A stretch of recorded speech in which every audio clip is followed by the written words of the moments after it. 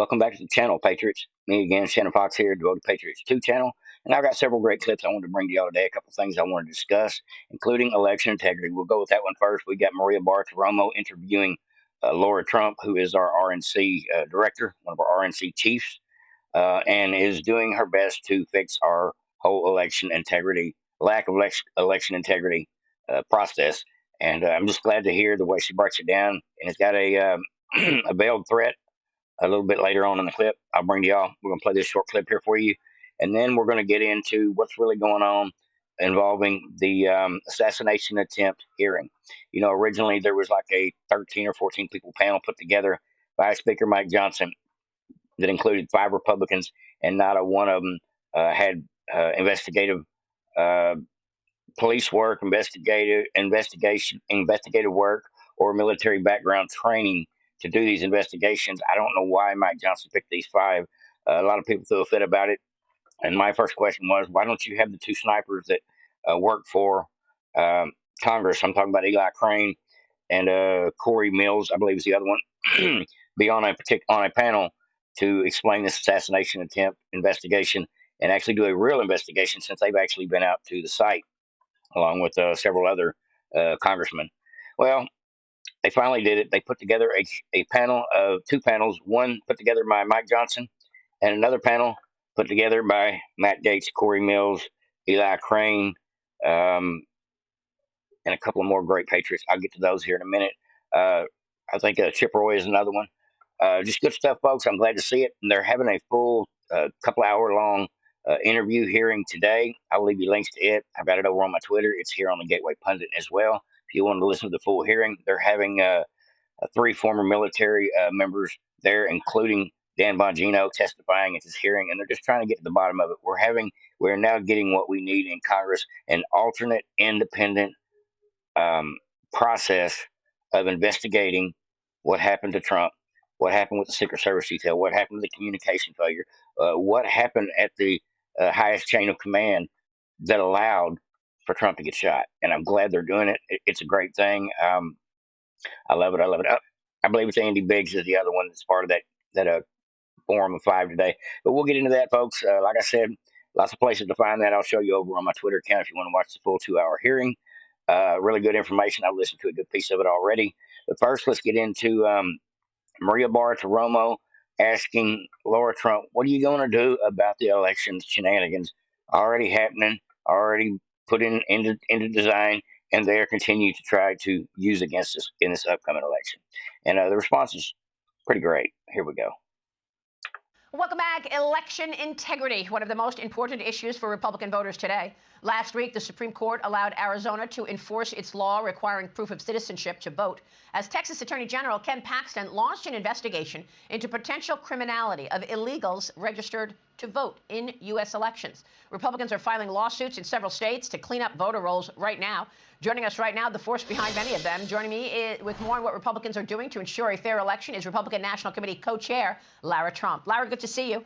Thank you so much for being here. And we saw what happened in Arizona as a result of one of your lawsuits. Give us your sense of what's going on today. Ken Paxton launching this investigation, saying that there are already illegals registered to vote. We just heard the same from Utah Senator Mike Lee. Yeah, well, listen, I think the good news, Maria, is 2020 certainly taught us a lesson, and that is that we have to pay attention. I mean, it is integral to who we are as a country to have faith in our electoral process. And so we have gone above and beyond anything that you've ever seen from the RNC this election cycle. Obviously, we have our election integrity operation underway. We've already recruited 165,000 volunteers to be poll watchers, poll workers, work in the tabulation centers. We have pledged 500 lawyers on the ground in every battleground state. And in addition to that, we have had to go, unfortunately, but we have had to go state by state and make sure they're doing things like cleaning up their voter rolls, making sure that there are no illegals on their voter rolls. We had to. At least they're doing it. The RNCs of the past never one time ever questioned one election integrity issue. No fraud cases in any state. No complaints from citizens to their county clerks. Should get kicked up chain of command to the RNC to put lawyers on it in a normal situation.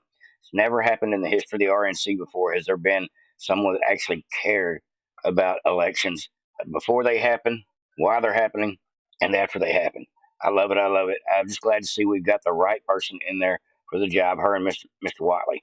Had to file a lawsuit last week in the state of North Carolina to do that. You just referenced the Supreme Court decision in the state of Arizona. This is a huge win. Look, we know that there is when a federal election is underway, you can only have American citizens voting in that election. Should go without saying, but there are some states that try to push back on that.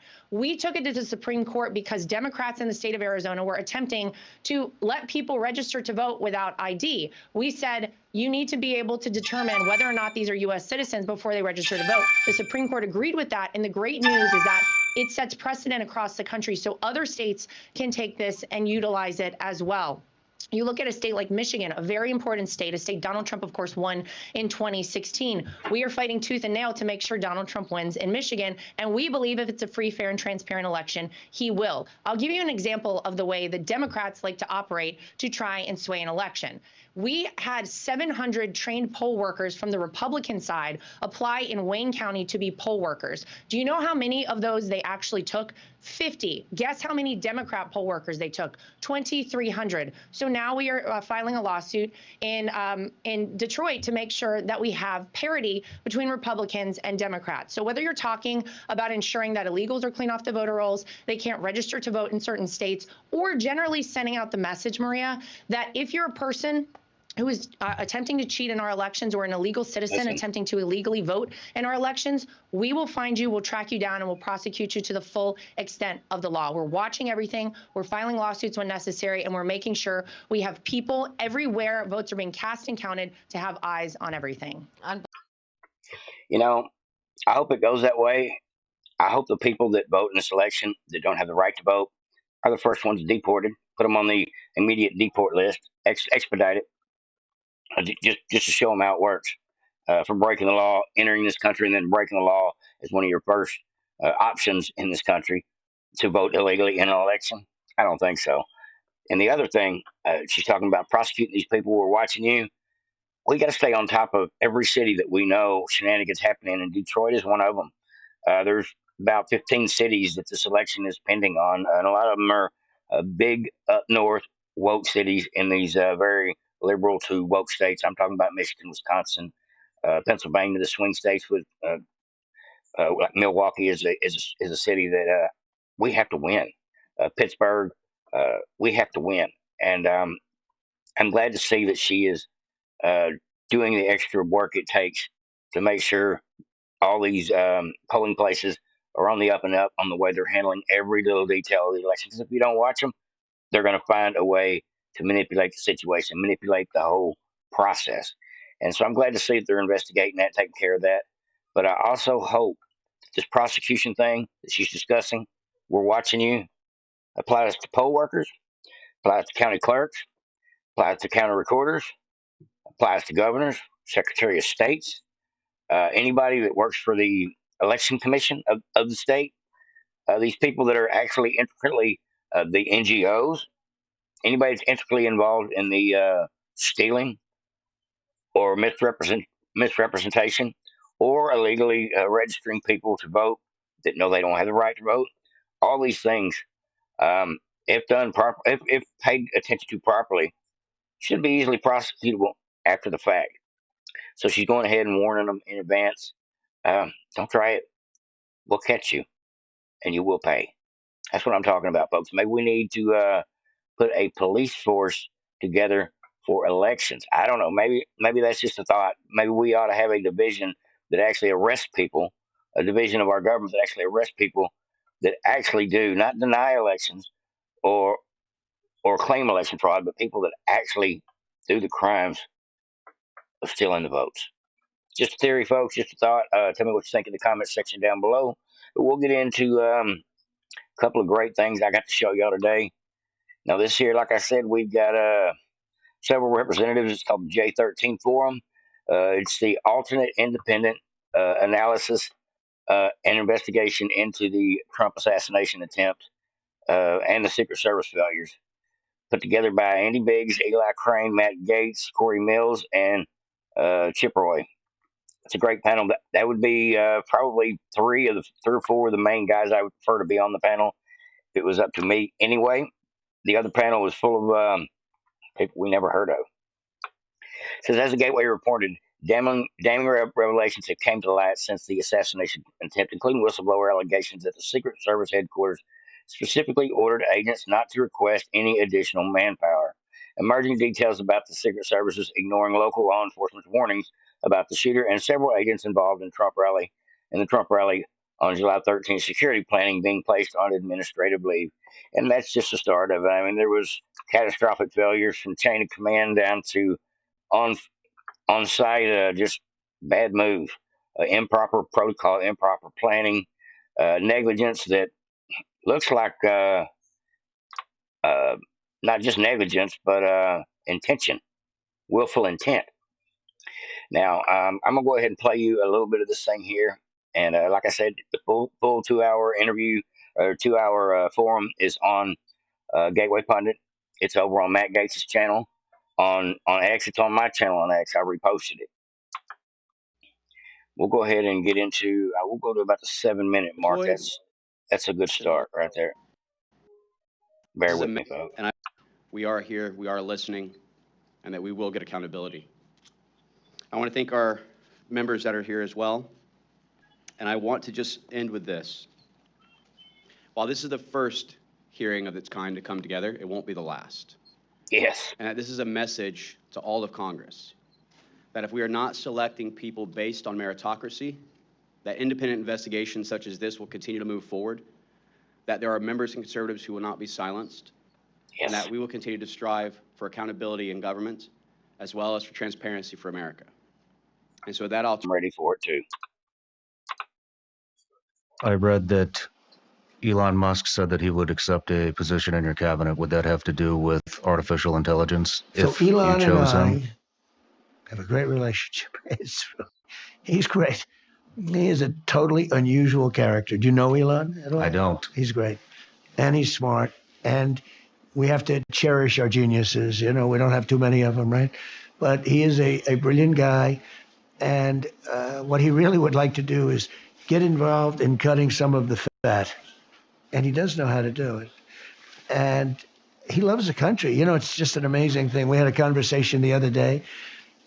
You would know better than me, but I hear it had hundreds of millions of people. I heard it had the biggest audience that there's ever been. I mean, would you say that's a correct I statement? would absolutely say There's that's never been correct. anything even close. I heard 750 million people. I mean, numbers that are crazy. And yeah, he wants to be involved. Now, look, he's running big businesses and all that, so he can't really, I don't think he'd be for cabinet. I'd put him in the cabinet, absolutely, but I don't know how he could do that with all the things he's got going. But he can sort of, as the expression goes, consult with the country and give you some very good ideas. Like on AI, there's nobody knows more about it than Elon. Mm-hmm. It's a big, big thing. And he said it's very important. I mean, it's very important for the country. If we don't do it, China's going to do it, or somebody else, but most likely China. And China is working right now to develop massive electricity, a flood of electricity, a massive flood of electricity. And we don't, because we have people that they're not even thinking about that. Yeah. And we have to win this election. This election is November 5th will be the most important day, in my opinion, in the history of our country. Because if our country goes the wrong way with this election, I think this country is doomed. I thought that was an awesome speech. I just found that this morning. I believe Trump will put Elon in a cabinet position, but it may not be an appointed position. Therefore, there's not the conflict of interest with Elon owning social media platforms and already being soaked in with the government with the space program. I didn't really think much about the conflict of interest, but I'm sure that Elon Musk can be part of a committee, maybe the leader of a committee, not appointed, or maybe appointed, but not as a cabinet member, but as an indirect cabinet member, like you said, an advisor, to help fix the budget, help fix the treasury, help fix the spending, trim back the fat and the waste in all these packages and these dead waste budgets. I'm sure maybe Elon Musk will probably end up being an advisor to the president on several matters. That would be the easy way to do it. But let's go ahead and get into a couple other things I wanted to bring to y'all today. I just thought that was quite interesting. I hadn't seen that. Now this here is every day. this is a great Kamala clip. I found this from In Wokeness and Cat Turd. This is actually a pretty brutal ad of Kamala's own words being used against herself. Everyday prices are too high. Food, rent, gas, back to school clothes. That is called Bidenomics. A loaf of bread costs 50% more today. Ground beef is up almost 50%. There's not much left at the end of the month. Bidenomics is working. The price of housing has gone up. It feels so hard to just be able to get ahead. And we are very proud of Bidenomics. This is funny. Hi. Hello there. Hi, I work for the Harris and Waltz campaign. Take it out. No, I'm going to leave it there, because... No, you're not going to leave it there. Oh, why? Because I can't stand them. Do you not support tampons in men's bathrooms? No, I don't support tampons in men's bathrooms. Why? Because tampons are for women. Where are they going to stick it? Up their ass? Get it the fuck out of here. Well, Get it out of my property. It looks good there, though. Wait, don't touch my sign! That's my sign! I don't give a shit. They're a bunch of fucking communists. You didn't address me by my pronouns! What are you, a he, she? Fucking transgender is what you are. I'm two-spirit! Hi. Hello there. He's just trolling her. So there's no hate meant here with all the name calling and anything and everything. I just hope YouTube doesn't have a problem with it. I just had to share, folks. That was comical, and I apologize for the profanity. It happens. Elon, I've seen some pretty crazy signs lately involving the Republican and Democrat Party, and this here is about the best I've seen. These are gang members. signs for Harris. All right, whoever did this, absolute hero among us. Drug traffickers for Harris, illegal aliens for Harris. We got shoplifters for Harris, gang members for Harris, sheep for Harris. That's a big one, big voter group. Socialists for Harris, sheep for Harris. Shout out Gilbert, Arizona. Someone's got their head on straight out here.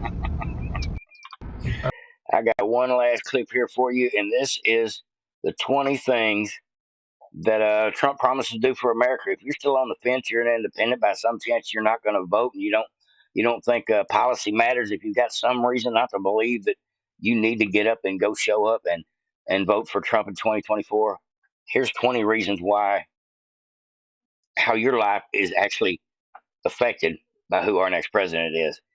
Here's 20 policies that's guaranteed to make your life better if we can just get this thing turned around in the next 72 days. We're on a countdown, folks. It's coming quicker than you know. I'm ready. Let me scroll this up just a little bit here. All right, here we go.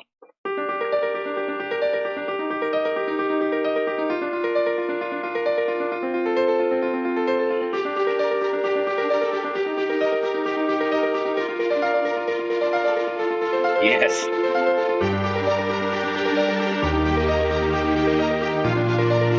I'm ready. Yes.